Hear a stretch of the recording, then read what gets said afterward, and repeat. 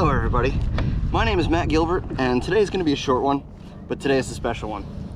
So this is a vertical tube jig. Usually they are for targeting lake trout, but today, for the first time ever, we have landed a salmon with a VTJ.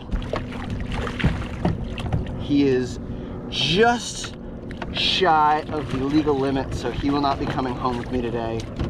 But this was the most exciting thing that has happened to me all week, by far.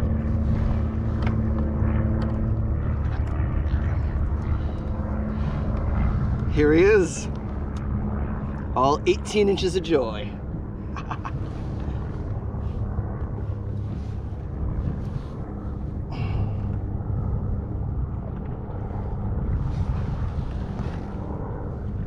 Let's let him go.